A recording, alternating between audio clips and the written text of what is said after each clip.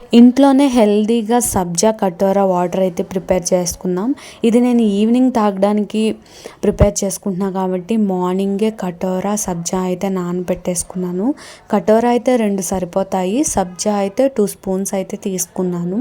ఇంక ఇవి ఈవినింగ్ కల్లా చక్కగా నానిపోయినాయి అనమాట. చూసారు కదా, కటోరా అలానే సబ్జా 2 నానిపోయినాయి. ఇప్పుడు ఒక బౌల్ తీసుకొని దాంట్లోకి కటోరా అయితే వేసుకున్నాను, అలానే సబ్జాలు కూడా వేసుకున్నాను. నాకు సరిపడినంత షుగర్ కూడా వేసుకున్నాను. పట్టుకి బెల్లం పొడి అయినా సరే చాలా బాగుంటుంది. అలానే 2 నిమ్మ చెక్కలు అయితే క్వీజ్ చేసుకున్నాను. ఇంకొకసారి మిక్స్ చేసేసుకుంటే రెడీ అయిపోయినట్టే చల్లగా సబ్జా కటోరా జ్యూస్.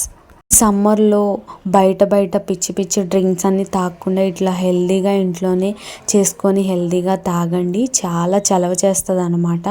ఎటువంటి హీటు ఎండ దెబ్బ నుంచి కూడా ఉపశమనం ఉంటుంది.